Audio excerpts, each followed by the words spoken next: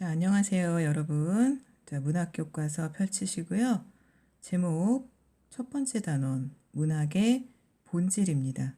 본질이라는 말은 어려워서 우리에게 쉽게 와닿지 않죠. 자, 이것을 다른 말로 한번 바꿔볼게요.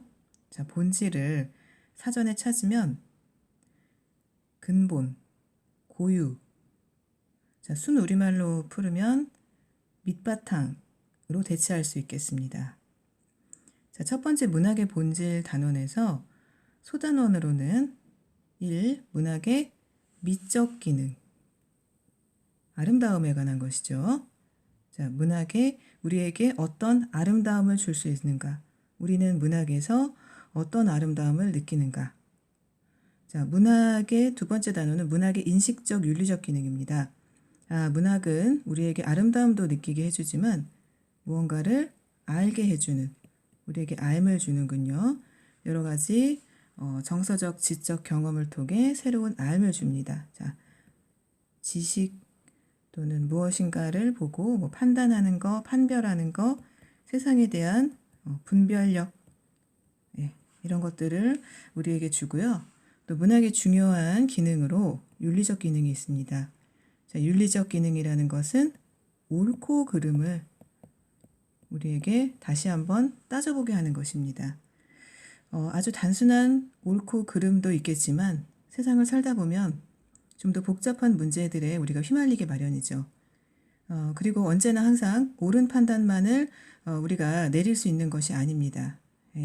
그럴 때 과연 고민 끝에 우리가 어떤 것을 선택할 것인지, 또 어떤 것은 우리가 아쉽지만 버릴 것인지에 대한 안내나 지침을 주는 것이 바로 문학의 또 하나의 기능이라고 하겠습니다. 자, 이렇게 이 책에서는 문학의 기능을 세 가지로 제시합니다.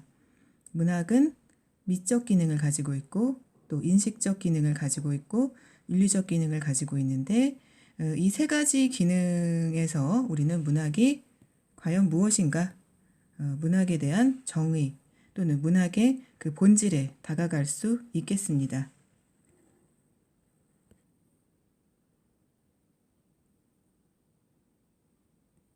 8쪽입니다. 우리 교과서 8페이지.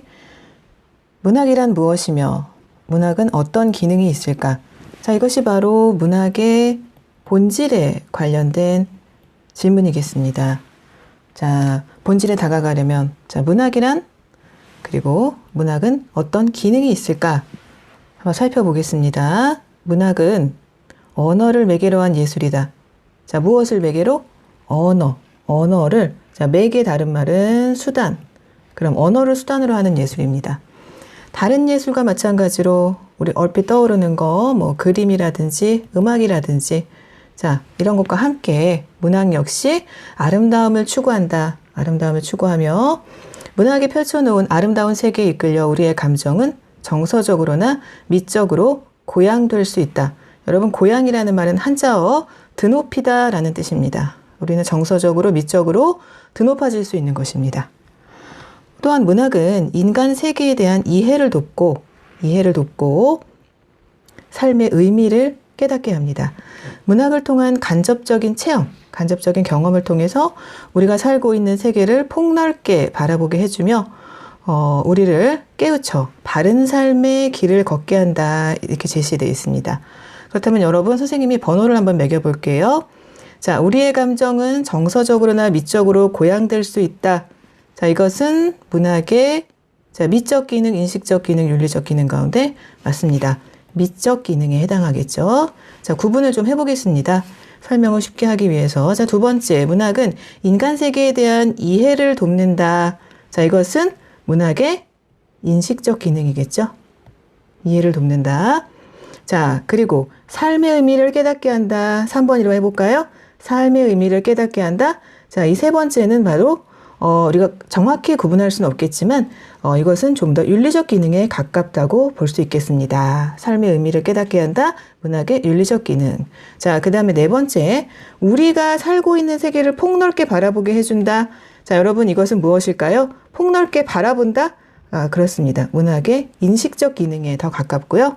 자, 마지막으로 다섯 번째, 우리를 깨우쳐 바른 삶, 옳고 그름을 따지게 해주죠. 자, 이것 역시 이것은 윤리적 기능에 해당하겠습니다. 5가지를 선생님이 한번 구분을 해봤고요. 이것을 다시 미적 기능이냐, 인식적 기능이냐, 윤리적 기능이냐 한번 따져보았습니다. 근데 이렇게 구분하는 것보다 이것을 모두 종합적으로 이해해서 이것이 바로 어떤 문학의 기능이며, 자, 이것은 다시 우리가 본질에 다가갈 수 있는 하나의 방법이겠습니다.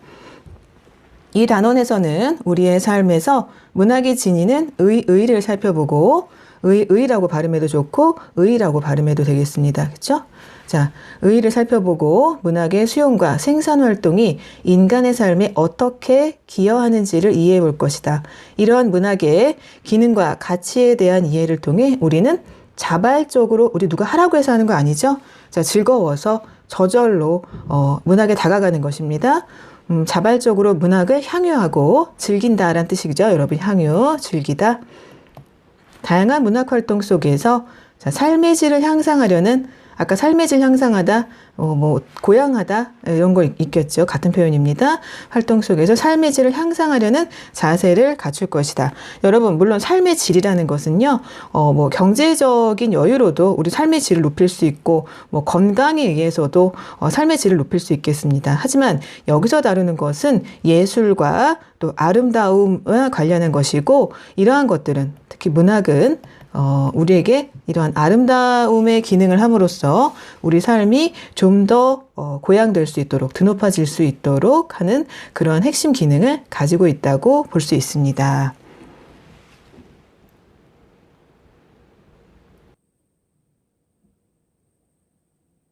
교과서 10쪽입니다. 학습 목표를 살펴볼까요?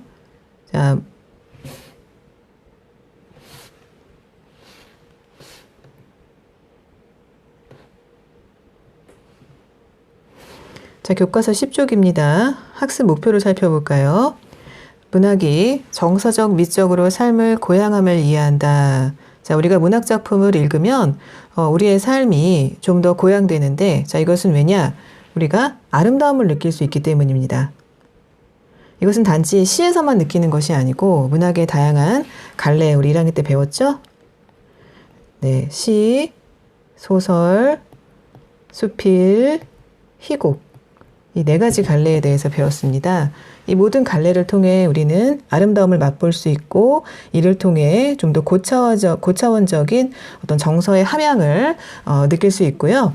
자, 문학의 미적 기능에 대한 이해를 바탕으로, 자, 문학의 미적 기능, 자, 시, 소설, 수필, 희곡 모두 우리에게 어떠한 아름다움을 주는데, 자, 이 아름다움을 조금만 좀 구분해서 얘기한다면 형식적으로 주는 아름다움이 있겠고, 두 번째 내용이 주는 아름다움이 있겠습니다.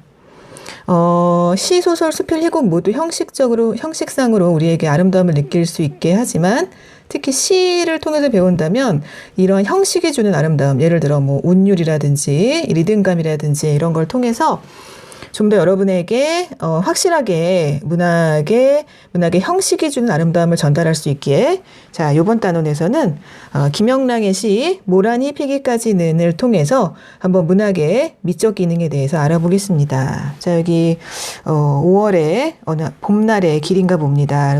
아름답게 꽃이 이렇게 피어 있고요. 수목에도 초록색 이파리들이 파릇파릇 돋았군요. 두 학생의 대화입니다. 꽃이 벌써 피었네. 자, 마치 긴 어둠을 뚫고 태어난 새 생명 같아. 직유인가요? 여러분, 우리 수사법 이런 거 잘 알고 있죠? 예, 여기서 직유를 배우자는 건 아니지만, 자, 이 학생은, 자, 직유의 큰 카테고리는 상위 개념은 비유입니다.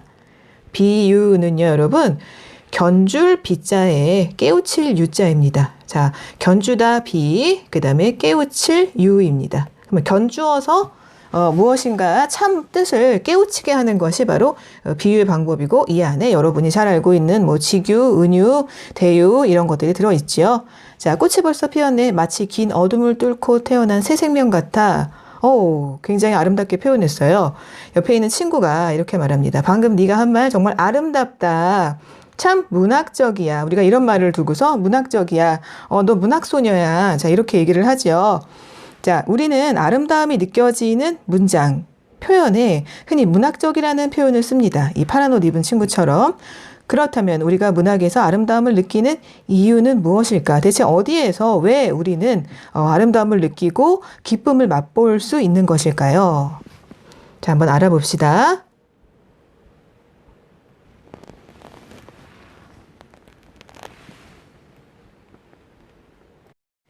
11쪽입니다. 작품을 소개해놨고요. 모란이 피기까지는 작가는 김영랑이고요. 작품에서 느낄 수 있는 아름다움의 요소. 자, 이 시에 어떤 요소가 우리에게 아름다움을 느끼게 해줄지, 자, 그것에 주목하여 작품을 감상하자 했습니다. 자, 그것에 앞서서 여기 단락 3개가 있군요. 지문을 한번 읽어보겠습니다. 단락 1, 단락 2, 단락 3. 자, 이 중에서 어느 곳에는 핵심 문장이 들어가 있겠네요. 앞에 대화에서 한 학생의 말에 대해 문학적이라고 말한 이유는, 자, 학생의 말이 정보 전달을 위한 지시적 언어가 아니라 감정이 비유적이고 함축적인 언어로 아름답게 표현됐기 때문일 것이다. 이렇게 말했습니다. 어둠을 뚫고 태어난 새 생명 같아. 자, 이렇게 표현했잖아요. 자, 그녀가 느낀 감정이 상당히 비유적으로 표현되어 있었고, 함축이라는 말은 무엇인가를 상자 안에 담고 있다는 것입니다. 축약적으로 담겨 있어서, 자, 그것을 제대로 맛보려면 열어서 풀어 헤쳐 보아야 됩니다. 그래서 이게 상자에 담겨서 뭔가 축약적으로 들어가 있는 거 우리가 함축되어 있다 하죠. 자, 그런 언어로 표현되어 있기 때문에 좀 더 다가가기 위한 노력을 해야겠죠. 여러분, 여기서 지시적인 언어라고 했는데, 시의 언어는 지시적인 언어만으로는 표현할 수가 없습니다. 이 지시적인 언어는 다른 말로 사전적인 언어라고 할 수 있는데요. 말하자면 사전을 찾았을 때 나오는 1차원적인, 비유와는 관련 없는 지시를 좀 풀어서 얘기한다면, 지자는 가리킬 지자이고요. 손가락으로 이렇게 가리킨다 할 때, 가리키다. 그 다음에 시는요, 보이다입니다. 가리켜 보이는 거예요. 손가락으로 가리켜서 이것은 무엇이다 라고 했을 때 손끝에 보이는 바로 그 사물 또는 그 현상입니다. 이런 것들은 사전적인 지시적인 의미 또는 1차원적인 의미이고, 이것만으로 시를 표현하기에는 굉장히 부족하고 시는 굉장히 딱딱해질 것이고 시에서 아름다움을 줄 수 없겠죠. 자, 이것을 넘어서는 그 안에 어떤 상자 안에 무엇인가 담겨 있는, 그래서 맛보기 위해서는, 그 아름다움을 맛보기 위해 상자를 여는 수고를 해야겠죠. 자, 시의 언어는, 또 문학의 언어는 상당히 비유적이고 함축적이다. 문학은 가치 있는 내용을 형상화한 언어 예술이다. 미술이나 음악 등 다른 예술과 마찬가지로 문학 역시 아름다움을 추구하지만 이때 우리의 수단은 언어입니다. 자, 다른 갈래와 차이가 있겠고요. 또한 문학은 형상화를 통해서 아까 비유와 함축과 비슷한 말입니다. 자, 문학은 언어를 통해서 무엇인가를 형상화해 놓죠. 자, 이것은 작가의 일종의 마법이라고 볼 수 있겠습니다. 작가의 기술이 들어가는 거죠. 예. 가치 있는 내용을 언어로 표현했다고 해서 우리는 그것을 문학이라고 표현하지 않는다. 세상에 가치 있는 것들은 많습니다, 여러분. 인간에게 도움이 되는 것은 많고요. 국어사전이나 교과서도 여러분 가치 있는 내용을 표현했죠. 하지만 우리는 국어사전에 담긴 내용 또는 교과서에 담긴 내용을 문학이라고 하지 않습니다. 작가는 다양한 문학적 표현 수단과 형상화 방법, 자유로운 상상력을 동원해서 작품에서 어떤 미적인 세계를 펼쳐놓죠. 그리고 이때 독자는 작가가 아무리 백날 작품을 써도 독자들이 읽어주지 않으면, 또 그 아름다움을 맛보지 않는다면 그 작품은 사장되죠. 묻혀버립니다. 독자는 작가가 작품 속에 표현해 놓은 미적 가치를 매개로 하여, 자, 여기 있습니다. 일상생활에서 쉽게 맛볼 수 있는 어떤 쾌감, 어떤 감동, 어떤 즐거움을 느낍니다. 이것을 가리켜 정서적으로 충만하다, 가득 찬 느낌을 맛볼 수 있는 것입니다. 여기 어려운 단어 나왔나요? 심미라고 되어 있네요. 여러분, 심자는요, 여러분 별거 아닙니다. 살필 심자예요. 살피다. 자, 그렇다면 신미는 무엇입니까? 아름다움을 살피는 거죠. 살펴봐야 되고, 아까 상자의 뚜껑을 열어야 된다고 했습니다. 아름다움을 살펴 찾아야 우리는 그 문학작품에서 어떤 쾌락, 쾌감, 쾌락이나 쾌감이 나쁜 단어가 아닙니다, 여러분. 자, 그러한 쾌감을 맛보고 또 우리가 뭐 눈물을 흘리기도 하죠. 여러분, 혹시 애니메이션 코코 기억납니까? 굉장히 그 기억에 남는 선생님도 재밌게 본 애니메이션인데요. 가족의 즐거움, 가족의 사랑, 또 겉으로 보이는 것만이 다가 아니고 그 안에는 뭔가 다른 진실이 숨어 있다는 것, 우리는 그 진실을 찾아 떠나야 한다는 것, 뭐 이런 감동을 느꼈잖아요. 네, 그 다음에 또한 즐거움까지 이렇게 3종 세트로 우리에게 정서적 충만함을 느끼게 하네요. 문학 작품이 좀 어렵다면 여러분 영화나 드라마에서 정서적으로 그 충만한 느낌 또는 뭐 카타르시스, 어려운 말인가요? 카타르시스, 감정의 정화, 이런 말이죠. 자, 그런 걸 느낀 적이 있을 것입니다. 자, 세 번째 단락. 문학의 아름다움을 체험하는 것은 우리의 미적 감성을 만족시키고 충족시키고 우리의 내면의 변화를 이끌어냅니다. 우리는 어떤 감동적인 장면이나 어떤 문학 작품, 뭐 드라마 다 좋습니다. 그런 것을 감상하고 난 뒤에 내 행동이나 사고가 생각이 변화하는 것을 느낄 때가 있지요. 그러므로 문학을 통해 삶의 진정한 아름다움을 발견하고 경험한다면 우리의 삶은 좀 더 풍요로워진다. 자, 이렇게 했습니다. 그럼 이제 한 장을 넘겨서 모란이 피기까지 있는 작품을 함께 연구하고 감상해 보도록 하겠습니다.